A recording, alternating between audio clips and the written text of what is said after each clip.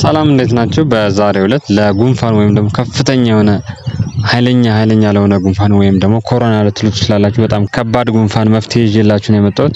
ይህም በቤታችሁ የምታዘጋጁበት በተፈጥሯዊ መንገድ ራሳችሁን የምትፈውሱበት የምታድኑበት መንገድ ስለሆነ ያለምንም ሕክምና ቦታ ሳይሄዱ በቤቱ ሆኖ መዳን የሚችሉበት መፍትሄ ነው ይዤላችሁ የመጣሁት።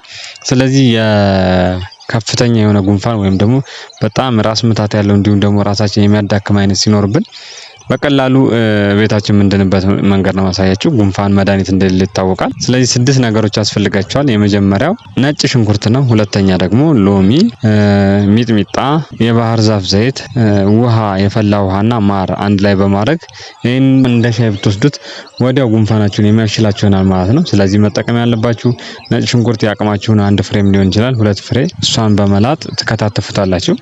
ከዛም በኋላ ደግሞ ሚጥሚጣ አትፈልጉ ከሆነ አለማድረግ ትችላላችሁ። ብታረጉ ሞር የተሻለ ነው።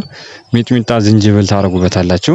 ስለዚህ ነጭ ሽንኩርት፣ ዝንጅብል በመጠናቸው አነስ አድርጋችሁ ማለት ነው።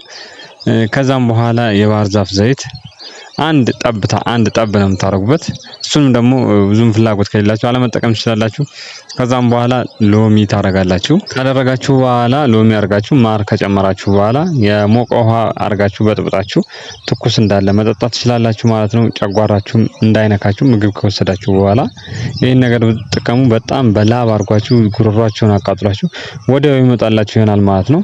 ስለዚህ ይህን ይመስላል በዛሬ ቪዲዮ ይዤላችሁ የመጣሁት በጣም ፍቱንና መፍትሄ ስለሆነ መጠቀም ትችላላችሁ። ኢቭን ኮሮና ራሱ የማዳን አቅም አለው።